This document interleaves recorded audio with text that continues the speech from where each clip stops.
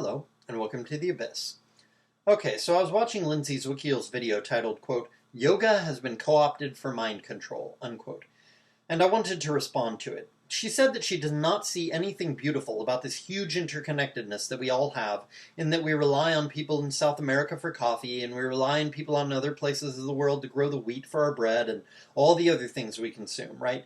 And, they rely on us for other things, computer chips and whatever. She said she does not see anything beautiful about industry. I totally agree with her. She also said that we're all specialized now in our jobs, so we don't know how to do anything else anymore, and thus we do not know how to make our own clothes, or our own soap, or grow our own food, or anything like that. I totally agree with that as well. And I also agree with her that living in cities is unnatural, and having more than the few people around oneself that one has when one lives in a rural area. What I'm saying, it's also unnatural to have a bunch of people around you, more people than would live around you in a rural environment, a few hundred years ago, right? This whole having thousands or tens of thousands of people around oneself, this is very unnatural. We did not evolve to live in cities. I think Lindsay Zwickiel said that, and she's absolutely right. We evolved to live in small communities of a few dozen to about 150 people maximum, which is about as many faces and names as the average person can remember. So this is why evolution made us this way, right? The average person only being able to remember 150 faces. This is because, communities are not bigger than that through most of human history.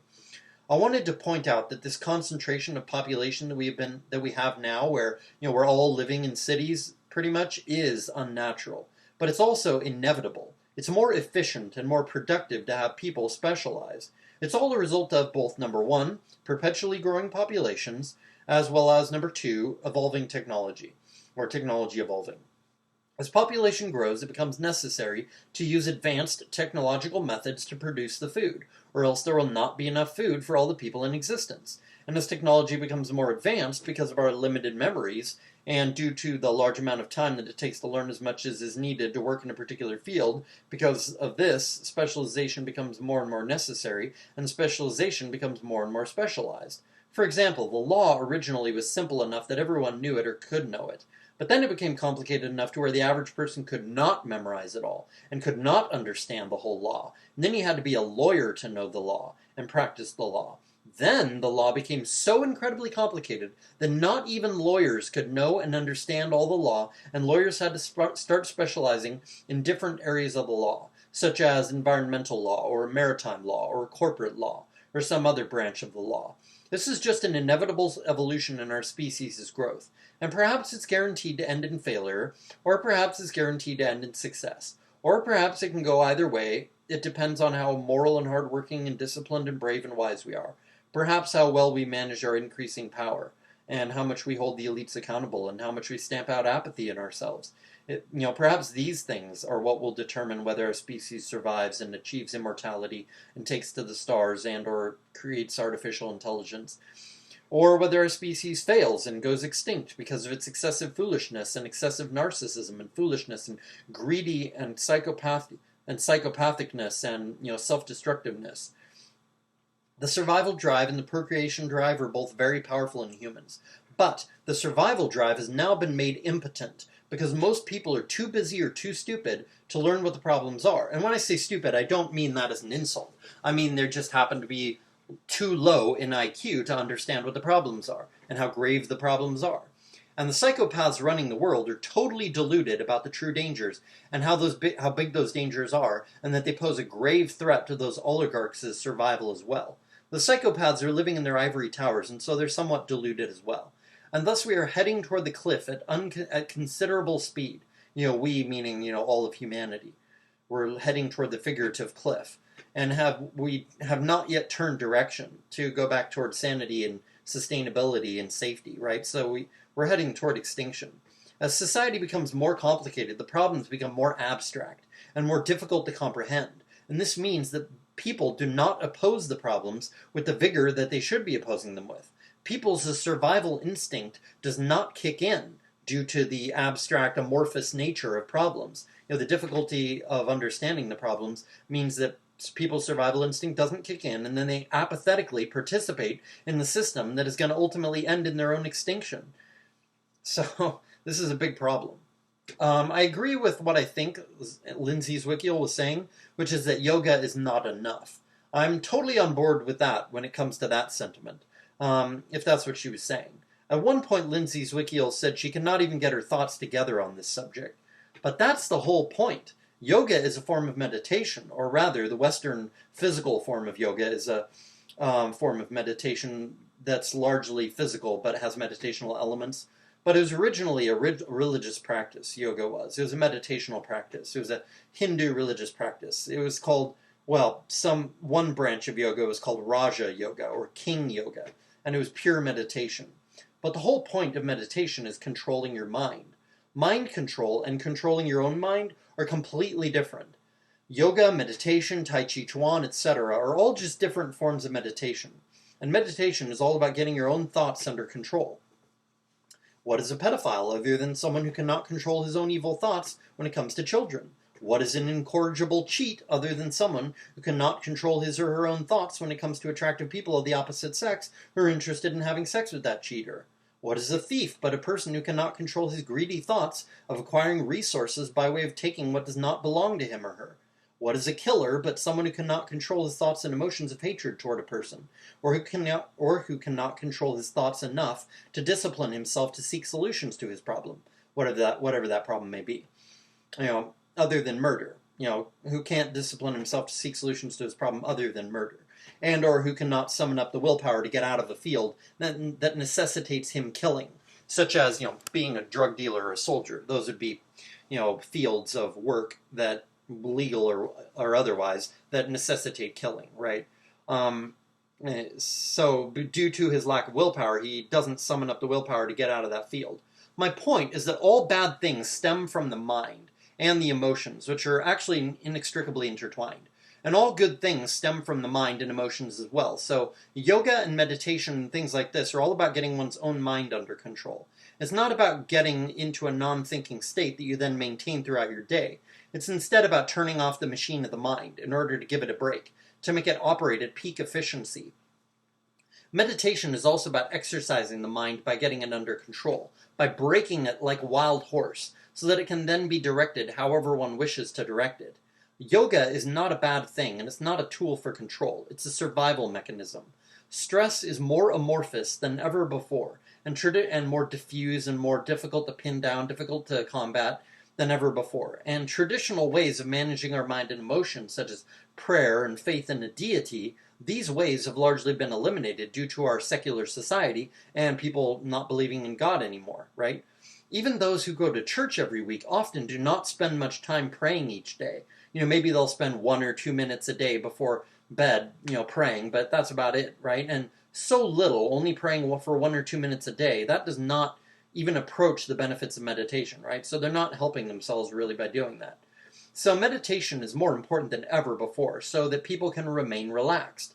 Not even like so relaxed that they're unrealistically relaxed, just like relaxed to where they're not overly tense, like they would be naturally in today's society because of how toxic today's society is, right? So just to survive, they have to, make an effort to meditate so they can be more relaxed. Because unnecessary stress, will shorten your life. So they meditate also to keep their minds sharp and focused and free of unproductive distractions and free of negative thoughts and free of unvirtuous thoughts like wanting to steal or kill or get revenge. People's minds often waste huge amounts of energy hating people who wrong that person by insulting him or her. So, someone insults you unjustly one time, and then you just spend tons of time thinking about and hating that person for weeks or months or years. I mean, it's ridiculous, right? So meditation allows you to not have that problem, not hold grudges, or at least more easily let it go when you think about that person who you have a grudge towards. So you're just like, I'm not even going to think about it, I'm not going to worry about it, I'm not going to, waste time and energy thinking about that, right? And that's a good thing, right? But a controlled mind can keep from thinking those negative, unproductive thoughts. A disciplined, controlled mind that is powerful and trained by way of regular practice of yoga or meditation, such a mind can let go of an insult, can let go of a backstab, instead of holding on to the grudge, Grudges leach energy and mental processing power from our minds. Best to train the mind so that it can let things go, so as to keep the mind and the emotions in peak operating condition. Plus, plus meditation increases creativity as well, significantly. If you don't believe me, try it. Try meditating, every day and work up. Start out slow, just a few minutes a day, but then work your way up to 30 minutes a day. If you're meditating 30 minutes a day every day, and you're meditating 30 minutes in a row, not like 5 minutes here, 5 minutes there, although that's pretty good too. But if you meditate for like 30 minutes in a row every day or even longer, and you're not getting an increase in creativity or clarity or sharpness of mind, especially also, even just creativity alone, if you're not getting an increase in creativity, you're either not a creative person at all, or you're not meditating right or something, because it should definitely increase your creativity. Meditation should. Lindsay Zwickyl made a good point when she talked about the disease and drug model being applied to everything, which leads to people seeking band-aids to fix the symptoms of a problem, as opposed to treating the root of the problem. But people fail to ask themselves these days what the root of the problem was. What the problem was in the first place.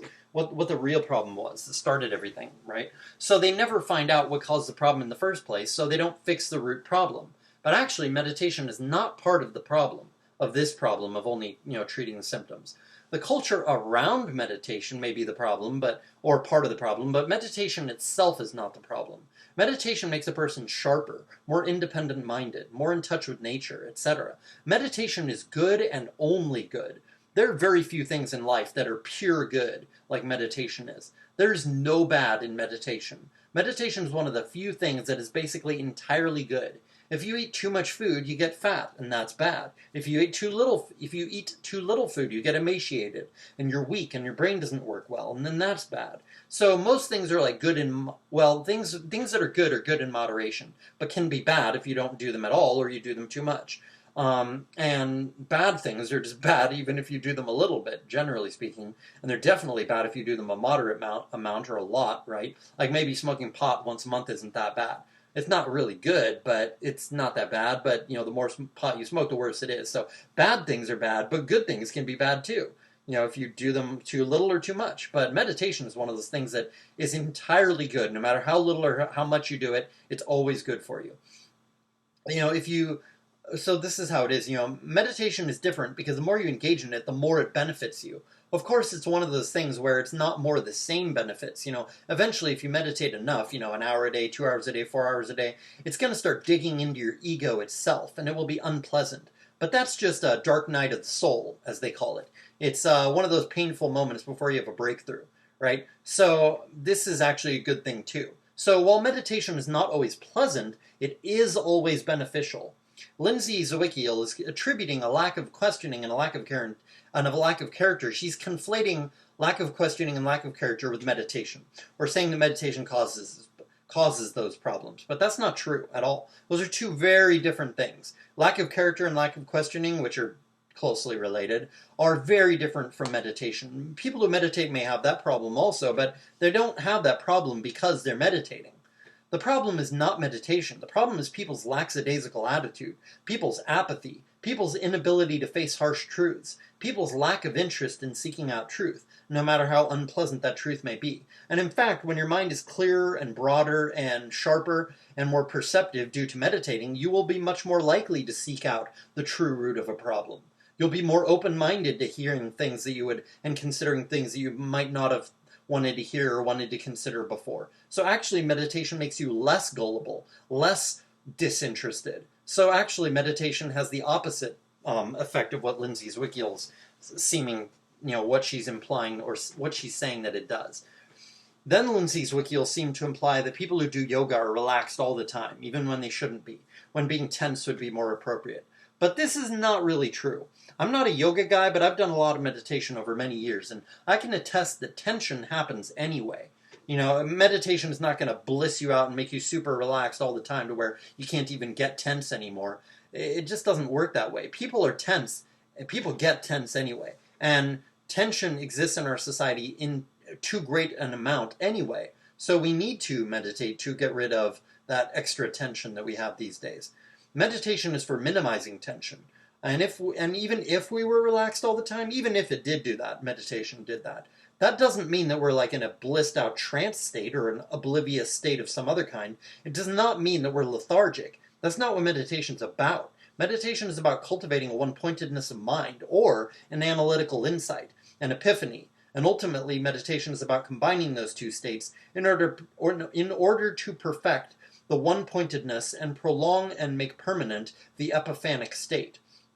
But even one-pointedness meditation alone is specifically about getting rid of lethargy. So even if you don't practice vipassana, insight meditation, and you only practice shamatha, one-pointedness concentration meditation, even if you only practice shamatha, it's specifically about getting rid of lethargy. It's about developing a very relaxed but very clear and bright state of mind that is free of mental dullness and also free of excessive physical relaxation that dulls the mind, or may not even dull the mind, but the whole point is to relax, but not be excessively relaxed, right?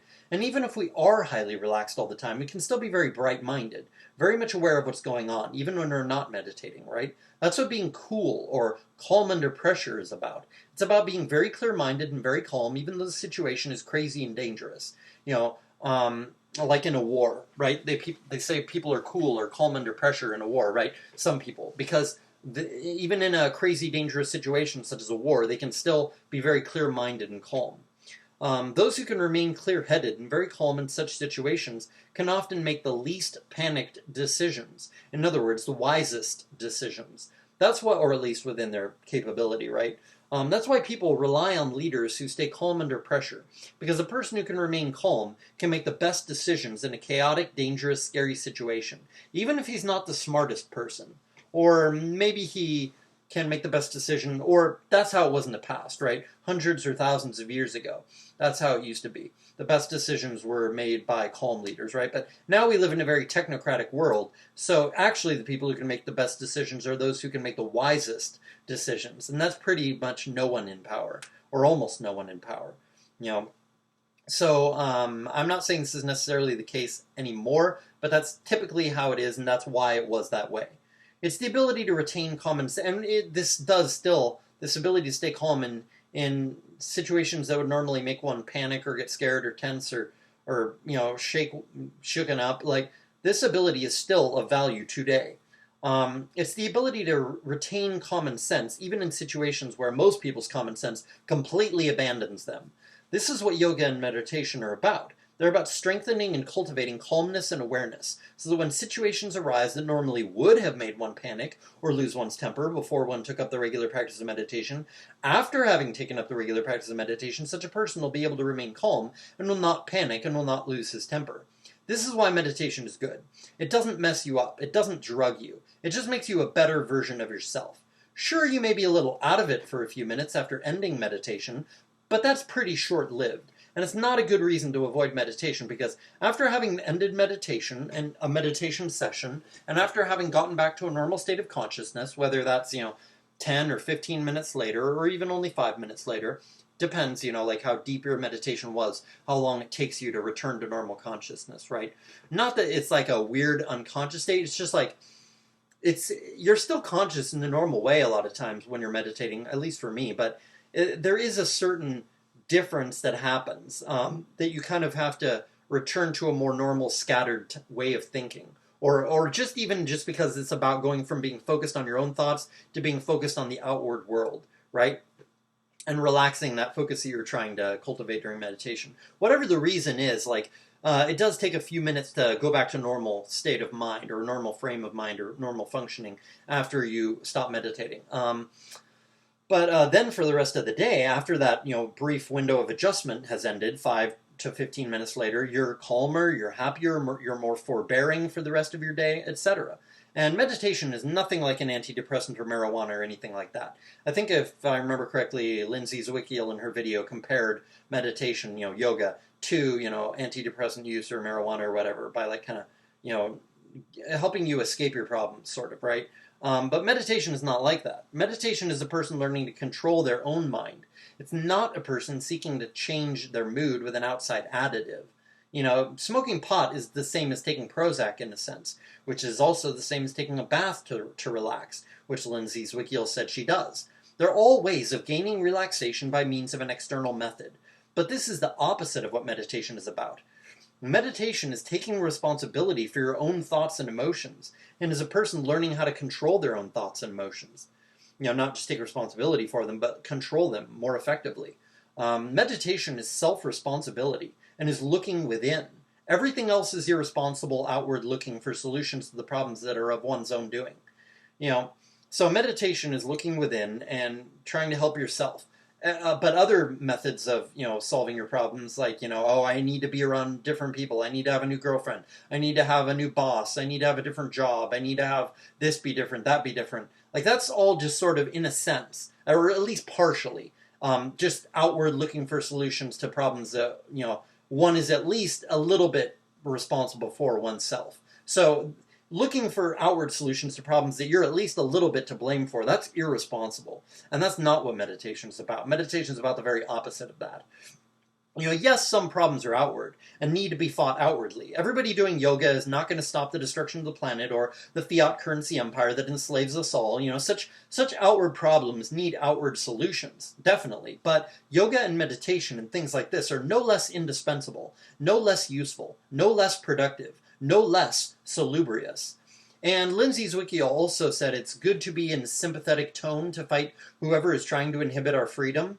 This is true, but I don't ever hear her advocate violence or overthrowing the government or anything like that in her videos. If she truly understands freedom, then she understands. If she truly understood freedom, then she would understand that it's absolutely necessary to overthrow the government, not just let it collapse or continue until humanity goes extinct.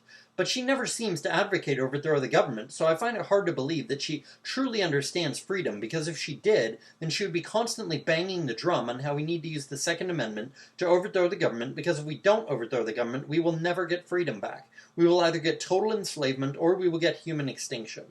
Ms. Zwickiel basically said that any treatment of mere symptoms without addressing the root cause, which is civilization, is only going to perpetuate the problem. I totally agree. I totally agree that people taking antidepressants and things like this are just making the problem worse by not feeling the suffering that they should be feeling. Suffering that might spur them to action to improve the world by making efforts to end things like factory farming and water fluoridation and being immoral and lying and all the things. I mean, lying is a part of immorality. I was just using that example specifically because I think lies are especially pernicious. They're especially evil. They're one of the biggest things ruining the world. But yeah, so we should definitely be feeling the suffering so that we can. We should definitely let ourselves feel the suffering so that we're spurred forward to do the things necessary to make the world better, to stop the things that are making us suffer from being able to make us suffer anymore, right? Get the water fluoridation out of the water so we're all smarter. And factory farming so we're not, harming our health with these unhealthy additives they put in the milk and, they put in the cows to make them constantly, grow enough milk or whatever, GHB or growth recombinant bovine hormone or whatever it's called, right? These kinds of things. So I totally agree with her point that she's making there, but I disagree that yoga is part of this problem of mere symptom alleviation. This symptom alleviation culture, which just perpetuates problems. Yoga is not really part of that problem. Yoga culture might be part of that, but yoga itself is not part of that, and meditation is not part of it. Another thing I wanted to mention, I can't remember the other thing it applied to, but it's similar in principle, is in her Psychedelics for Mind Control video, another video that Lindsay Zwickiel did, she said that psychedelics were used by ancient shamans to control people. I strongly disagree. One person's controller is another person's guide. To say that psychedelics were used to control people is a framing, and an unnecessarily negative framing if you ask me. Does a father control his children, or does he guide and form his children in a good way? Sure, he controls his children, but he does it for their own good. He helps them. Freedom is essential and good and should be unlimited, at least once we're a certain age. But structure and discipline and healthy limits and rules are all very important as well. We should not be limited by a church or a government, but that doesn't mean we should not be limited by anything. We should be very limited and restricted in our lives, but the restrictions should come from within. They should be self-imposed, and should be done because we know that to restrict ourselves in those ways is wise and beneficial to both our own self as well as beneficial to others. You have been inhabiting the abyss. Bye-bye.